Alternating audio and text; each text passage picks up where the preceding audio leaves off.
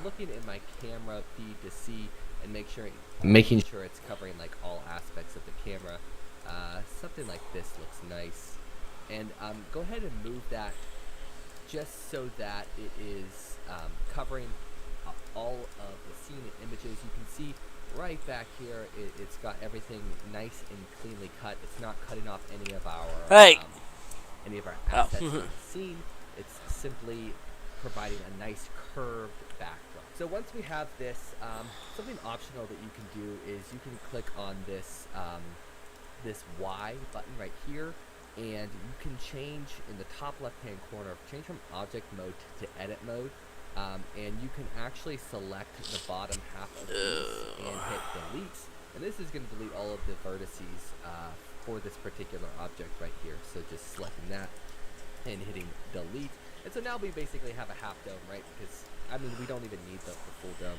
It's just less to render. We can also come over to the right-hand side into the object properties, and under viewport display,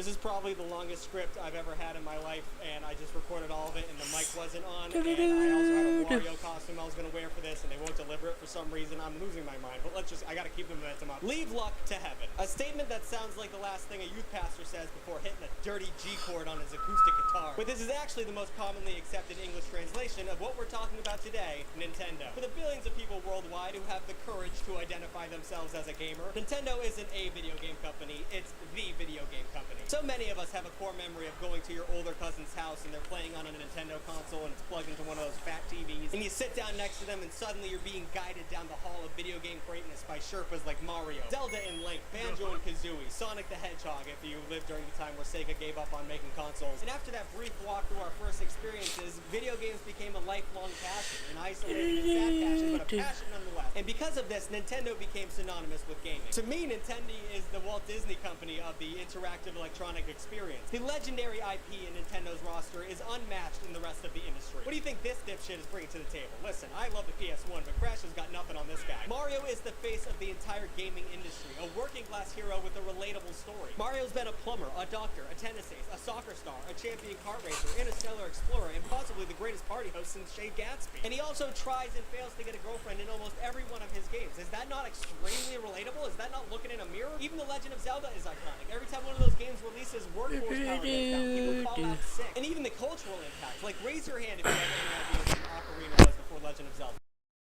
Flute that lets you time travel. So what's the secret sauce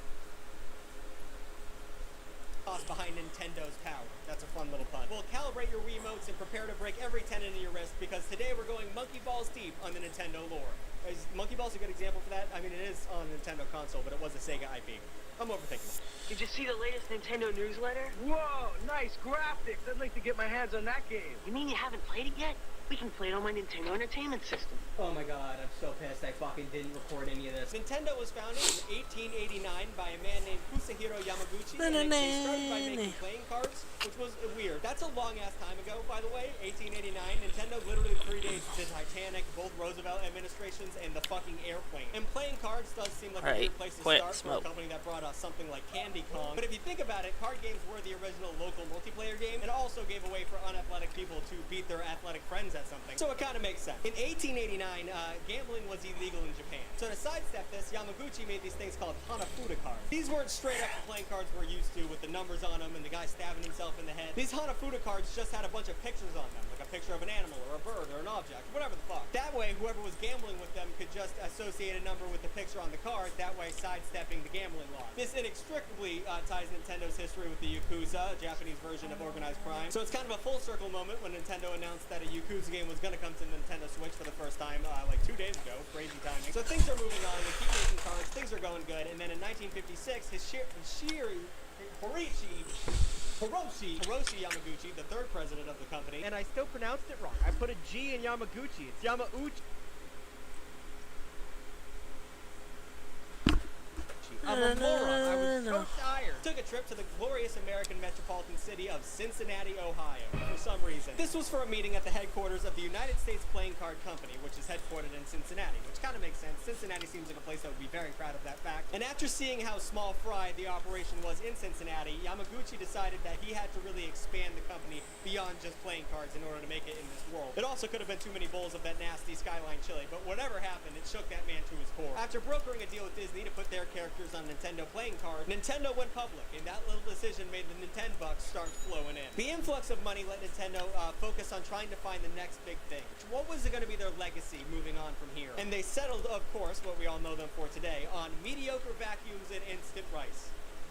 That can't be right. Okay, alright, well they did do that, I guess, and it did not work out too good. So to stay relevant in the 60s, after they stopped making the playing cards and the rice and vacuums weren't working out, they started floating over towards the toy market. I mean, they were already making cards with Mickey Mouse on them, so like, it makes sense that they were in that area. They introduced a bunch of new toys in quick succession, including table soccer, home bowling, and of course, the Ultra Hand. The Ultra Hand was Nintendo's Nintendo's best-selling toy in 1966, which just goes to show how desperate children were to play with anything back then. And also, this eventually led to the WiiWare game Gorilla with Ultra Hand, which it was a mediocre game, but it was a cool callback to their origins. Then, after realizing kids were desperate, they kept pushing into that market. In the late 60s and early 70s, Nintendo decided to expand into an electronic game, with Nintendo's Beam Gun being one of the first electronic game things to have in Japan at the time. It came out in 1970, and I want to clarify that this was not the NES Zapper. It was way before that. This was just a dumb toy that had like remote control technology, and you'd point it at a little dude and he'd fall down if you hit your target. But it did inspire games like Duck Hunt and the NES Zapper later down the line, but we are not there yet, so you need to relax a little bit. Via a partnership with consumer electronic company Magnavox, Nintendo reintroduced the light gun as a controller 2 years later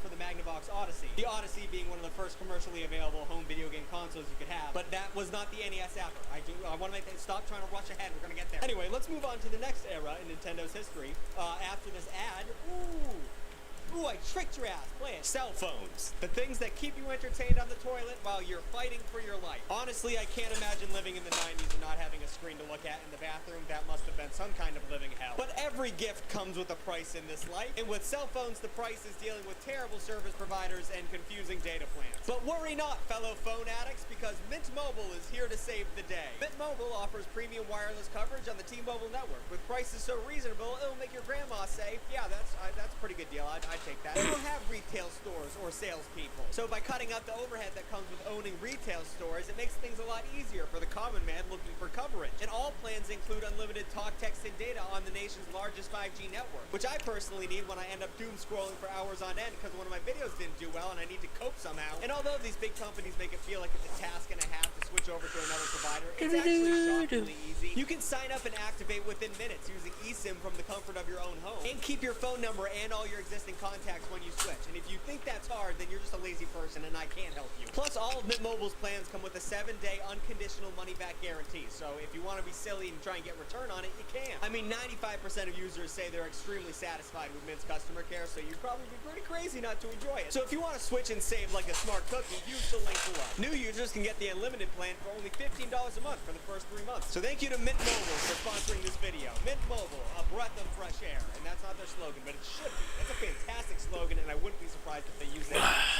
The challenge is Metroid. The power is Nintendo. Defend the planet's secrets against the evil Mother Brain. It's survival or destruction. Do battle or die. Metroid only from Nintendo. It's the 1980s, and friend of the channel, The Cold War, is raging on. I don't know why I always end up talking about the Soviets. Am I a communist? But the nuclear sector wasn't the only thing enjoying an arms race, because this is the time in history when the first console wars came into effect. Nintendo established itself as a contender pretty early on with several iconic arcade games, perhaps none more famous than Donkey Kong. This was the first game to introduce Mario to the world, as well as the mechanic of an Italian man jumping over barrels, which is seen in almost every AAA game nowadays. And this classic tale of man versus large monkey achieved the highest grossing sales of any arcade cabinet between 1981 and 1982. And this game not only introduced two of the most iconic video game characters ever to exist, but also introduced one of the biggest geniuses in the video game industry, Shigeru Miyamoto. God, look at that face, look at that smile. Dubbed the Steven Spielberg of video games by Time magazine, Miyamoto created some of the most classic games What are you doing, that handsome? ever put out, including Super Mario Bros. And Legend of Zelda. And he did that after his success as the lead designer on Donkey Kong, which is great. Those are like 3 of the biggest IPs ever to exist. After interviewing at Nintendo in 1976 because his dad was a friend of Yamaguchi, Miyamoto started as a humble staff artist creating artwork for arcade cabinets. They gave him the assignment of finding something to do with 2,000 arcade cabinets that were going unused because of the failed game Radar Scope. And he was like, fuck it, let's make Donkey Kong and put it in there. Let's see if that works out. And it did, because it was one of the most technically advanced games for its time in 1981. It had graphics, it had cutscenes, it had several stages, it had moving platforms, which I know right now seems not that cool, but it was a big deal back then. This led to Donkey Kong bringing in $200 million in quarters, which I can't even comprehend what that looks like. And the success gave Miyamoto control of all video game development at Nintendo. After a couple Donkey Kong sequels, because if you have a game that big, you have to milk it for all it's worth, Miyamoto expanded the Nintendo canon with the next game, Mario Bros., which was the first viewing we ever got to see of this lanky fuck we call Luigi. This was Super Mario Bros., by the way. way. I always mix these two up. Mario Bros was a game where two brothers lived in a sewer and they stepped on turtles, and Super Mario Brothers was the game on the NES. But once again, we're gonna get to the NES. You need to fucking slow down. At the same time, Nintendo was branching into the handheld game market with the Game & Watch, featuring the character Mr. Game & Watch, that creepy, flat, black character that all the neckbeards use in Smash Brothers. The Game & Watch also did pretty well. It sold 40 million units between 1980 and 1990, and the idea came about when the designer Gunpei Yokoi, I hope I said that right, he was on his train home from work and he saw a businessman so bored that he ended up taking out his calculator from his pocket and playing around with it. And Yokoi was thinking to himself, God, are people so fucking bored that they're willing to play around with numbers on a calculator? And he was right. He was right to exploit that boredom. So moving on from that, Nintendo thought to themselves, damn, people like fiddle around with bright lights and buttons. What else can we do? Enter the Nintendo's Family Computer, or Famicom as it's most referred to as today. This first attempt at a console from Nintendo was supposed to be the answer to Atari's home console, this wood-paneled shitbox. With a simple VCR design and game cartridges that could hold more than 7 times the amount of RAM than Atari's, it was a sure shot that Nintendo would dominate this industry. But the Famicom wasn't built right, and they had to recall a bunch of them because it kept shitting itself. And the video game market crashes. It crashed in 1983, bad timing. There were a lot of reasons why the video game market crashed in 1983, but it seems the biggest killer was the fact that people were paying a lot of money for video game consoles and video games themselves, and there was little to no quality control for these things. The obvious example for this mentality was the E.T. game that was designed so poorly and sold so poorly that they had to dump a bunch of them in a landfill in the desert. But yeah, shit was not looking good for the future of gaming and therefore the future of Nintendo. But Nintendo decided they would make this work by doing 2 things. 1, releasing a console that actually worked by reissuing a bunch of the Famicoms, and 2, making sure their games were always fun and well built, an ethos that they hold to this day. That's why all their games still have this cute little seal on it that says Nintendo approved, so you know it's a good game. Isn't that fun and cute? So once the Famicom was reissued and the games were doing pretty well, the Famicom became the best-selling console in all of Japan. Then Nintendo attempted a partnership with Atari to release a North American version of this console. You know Atari, people responsible for the video game crash everyone's about to experience. But this partnership blew apart in 1983 when Atari representatives decided to visit a sexy little convention called Summer Consumer Electronics Show. Good lord. And when they were there, they saw competitor Coleco messing around with an illegal version of Donkey Kong on their new Coleco computers, so it wasn't a good optic for Nintendo. Not great for their anti-piracy efforts that Coleco was just messing around with their games on their own console. Then Atari fired their CEO, so the conversation got weird and they ultimately canceled the deal with Nintendo. But it was for the best, because that gave Nintendo the final push to create their own console without any outside help. So after major success in America with the arcade classic Nintendo Versus system in 1985, Nintendo defied critics saying that the video game market was completely dead and released the NES not so. By the way, the Versus arcade cabinet was a really cool idea. It was like a bunch of games that they put all in one cabinet, and then they said, hey, soon you'll be able to play this in your own house. Can you believe that? You know that thing you've only been able to experience by putting quarters into a machine? You can play that on your TV now. Oh my god. I can't, I'm going blind. The future is so bright. This is it, baby. The no turning back moment that would change the world in a way that even Thomas Edison couldn't predict. Ladies and gentlemen, the Nintendo Entertainment System.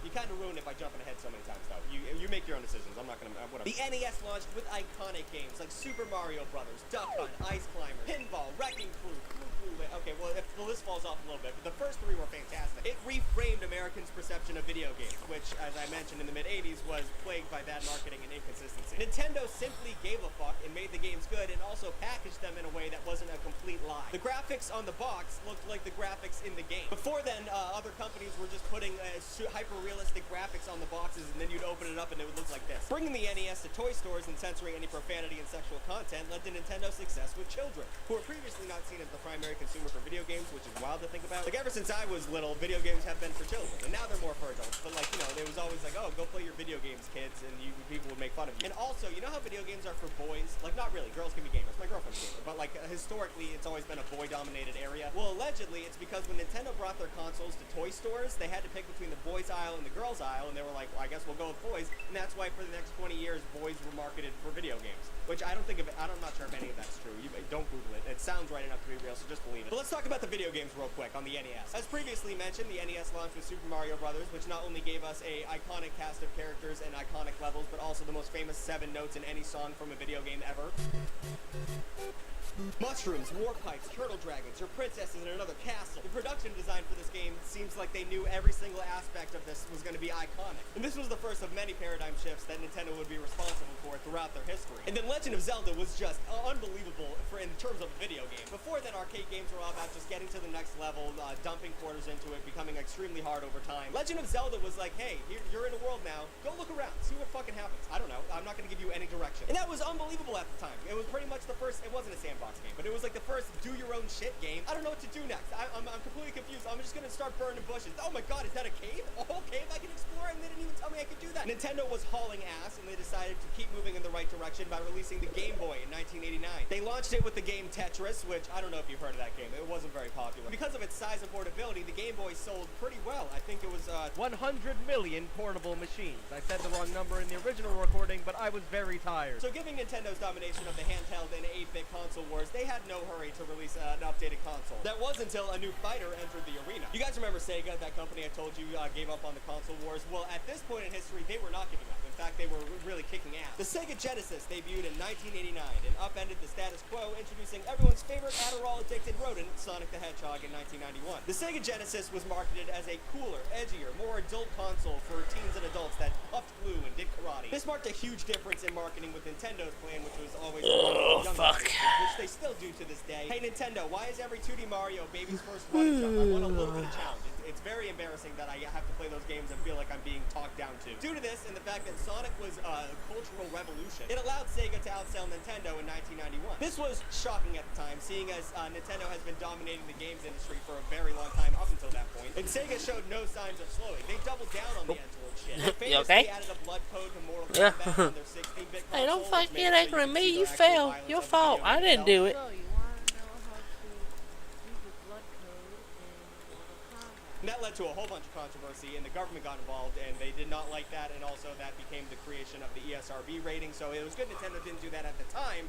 but it still made them look like a bunch of pussies. So Nintendo had to respond with a 16-bit console of their own, and they did. The successor to the NES was the SNES, the Super Nintendo Entertainment System, or the SNES if you want to be quick about it. This console dropped in the early 1990s, and it came packed with a chip that could handle 16-bit graphics. Gee whiz, it's the future now. But the release did seem a bit rushed. There was not a lot of games that came out with the console at launch. Japan had Super Mario World, Pilot Wings, What the fuck? and additional 2 for the American releases, Gradius 3 and SimCity. Oh, That being shit. said, though, this console could have only launched with one game, Super Mario World, and the console would have flown off the shelf. Super Mario World was the Super Nintendo's best-selling game of all time. It also featured the debut of Yoshi, another Miyamoto-created legend. Gamers couldn't get enough of Yoshi. They were asking questions like, who is this cool little green guy? And am I punching him in the back of the head every time I do that move? Well, that seems fucked up. The SNES also had other great hits like Donkey Kong Country, which jump-started the developer Rare's run of hit game after hit game for Nintendo consoles. Star Fox was another SNES hit, opening up new worlds for 3D gamers to experience through the eyes of an anthropomorphic fox, proving once again that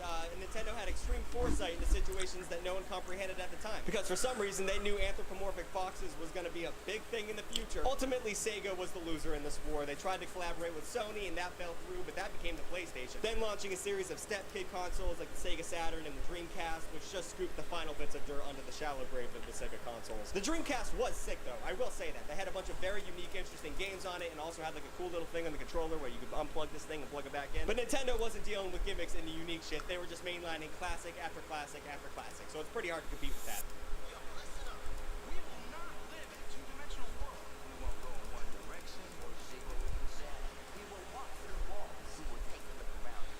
So things move on, Sega's out of the way, and Nintendo's looking at a clear path to the finish line of video game monopoly. Yeah, there's a few other companies like Sony trying to jump in, but you know, for the most part it was clear sailing. In 1996, Nintendo decided to shake the foundation of the gaming world again by releasing another console, and this one was a big baller, big dick move. The natural progression of systems at the time was 8-bit, 16-bit, and of course the next one would be 32-bit console. Sony released the PS1 in 1994, and that was pretty much the poster child of 32-bit graphics. The PS1 was my childhood console, by the way. I fucking loved the PS1. Bugs Life, that was a fantastic game. But Nintendo was like, you know what, we could make a 32-bit console, but that's kind of pussy shit. Let's make a 64-bit one and fuck everything up. And I know it sounds silly nowadays, but like when you went to a game store in the 90s, you would ask the retail person, which one of these has the most bits? Because that was extremely important to the common consumer. And Nintendo felt so confident in what they had, they didn't even give it a flashy name like the Genesis or the Saturn. They simply called it the Nintendo 64, a name so iconic and at the same time extremely lazy and uninspired. The Nintendo 64 proved to be another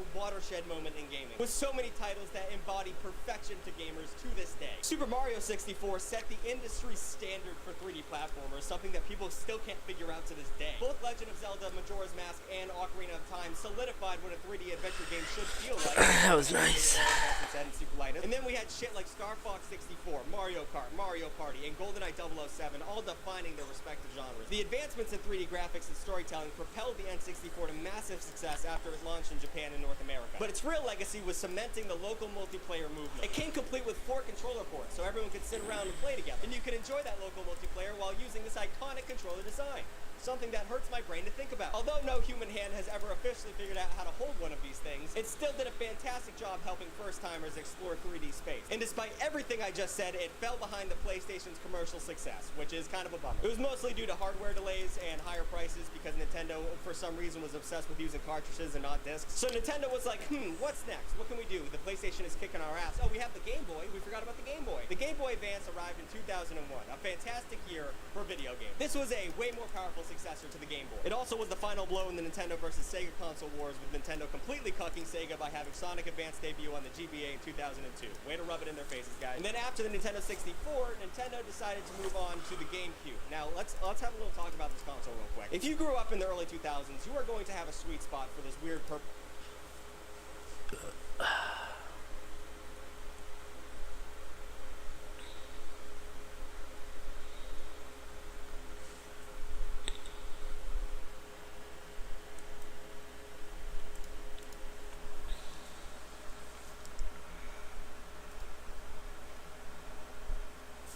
Not too bad so far.